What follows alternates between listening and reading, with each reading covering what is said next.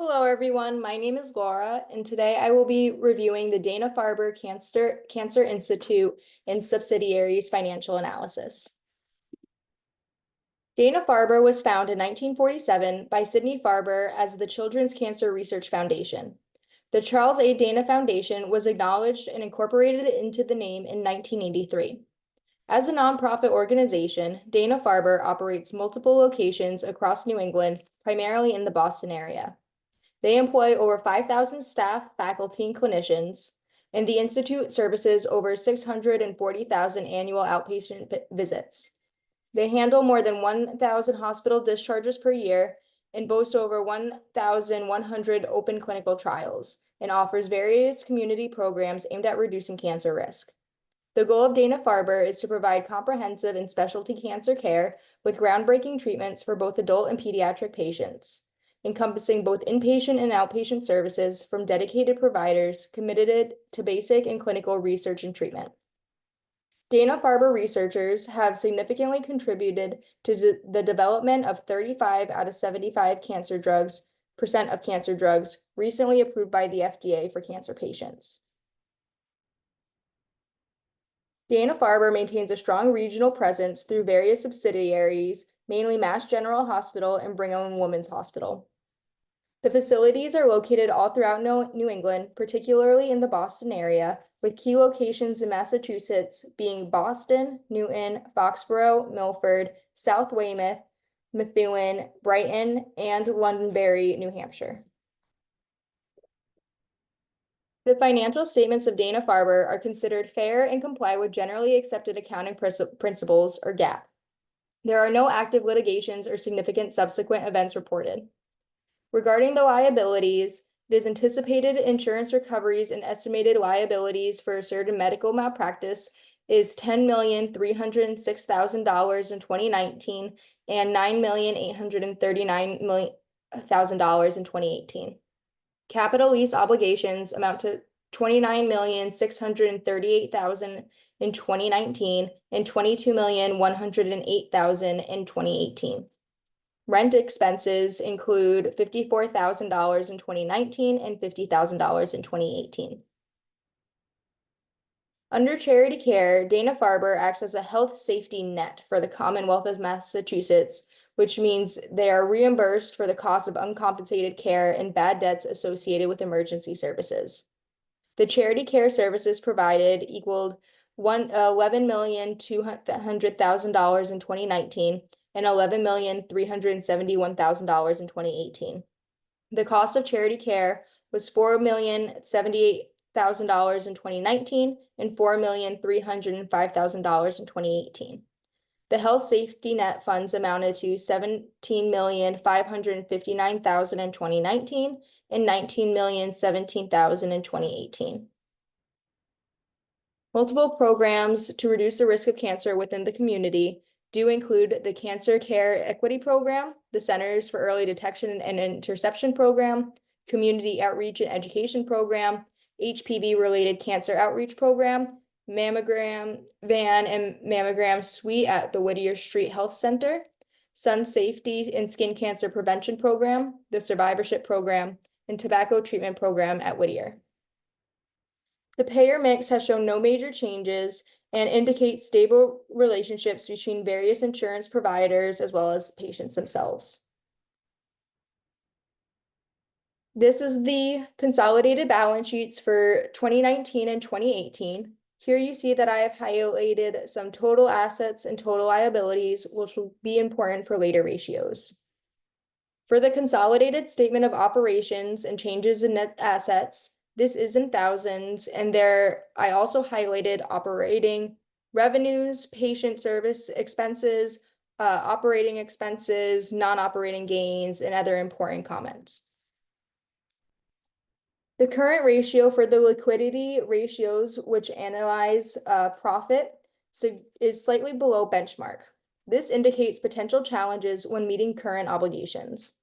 The quick ratio is well above benchmark in both of the years, and that suggests net accounts are relatively liquid.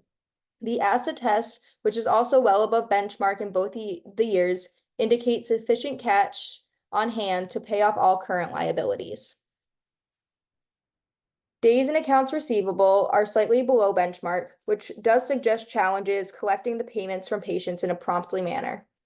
Days cash on hand is well above the benchmark, which demonstrates that that Dana-Farber can comfortably cover expenses with most of its liquid assets. The average payment period is well above benchmark or slightly above benchmark, which does indicate challenges in collection of payment from payers in a timely manner.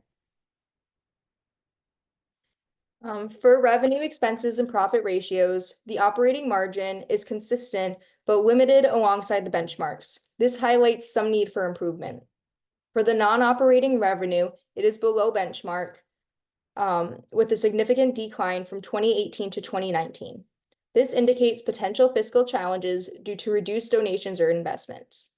Return on total assets is around or below the benchmark, which suggests stable or slightly reduced profit per the investment of assets.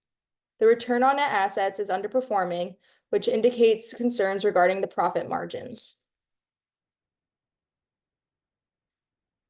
Salary and benefit expenses below benchmark, which indicates effective cost control, although this could imply challenges with understaffing or inadequate compensation.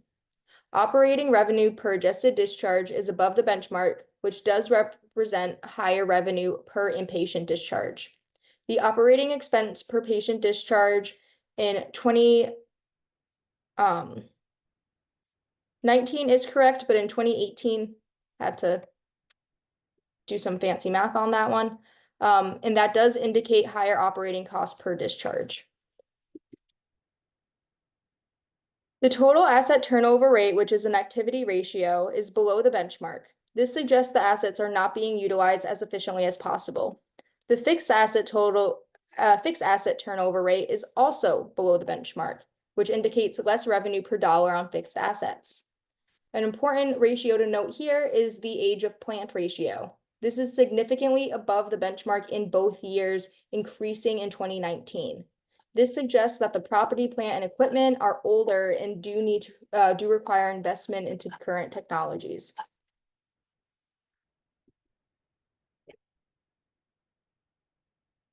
For the capital structure ratios, the long-term debt to net assets is well below the benchmark.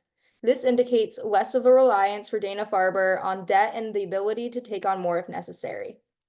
The net assets to total assets ratio is well above the benchmark, which shows that most of the assets are financed through the equity, and enhanced earnings retention and reduced debt vulnerability. Times interest earned is higher than the benchmark, which suggests the ability to cover interest charges, though there is a notable decrease from 2018 to 2019, which may indicate some concerns. Debt service coverage indicates effective management of debt and the capacity to cover current obligations. From a CFO's perspective, it is crucial to inquire about a few concerns.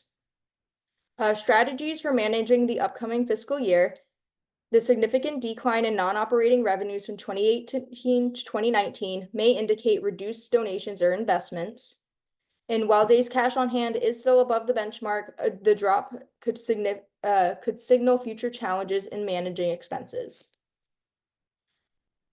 Concerns regarding underperformance of assets includes the below benchmark asset turnover indicates assets may not be used efficiently or effectively, and it is necessary to update outdated medical equipment to prevent obsolescence, obsoleteness in medical equipment. From a bank loan officer's perspective, key insights include capital structure ratios, the capital structure ratio that indicates sound management of debt and interest, suggesting potential to take on more debt if needed. Quicken asset test ratios suggest a strong ability to liquidate assets to cover current expenses. The decline in profit and revenue between 2018 and 2019 might signal a trend towards reduced financial stability. As a bank loan officer, I would consider providing the loan while closely monitoring future trends and encouraging better asset productivity. From a community perspective, Dana-Farber is significantly beneficial and does provide a lot of charity care. This includes the safety net program, which is part of the Commonwealth of Massachusetts. They offer numerous programs to enhance community access to diagnostic, treatment, and supportive services. However, concerns around outdated and potentially obsolete medical equipment could affect patient care and overall services provided. In conclusion, Dana-Farber Institute plays a crucial role in cancer treatment and research. Despite facing some slight financial challenges, its dedication to charity care and community programs is very strong. Thank you for your attention, and I am happy to answer any questions you may have. These are my resources, and have a great day.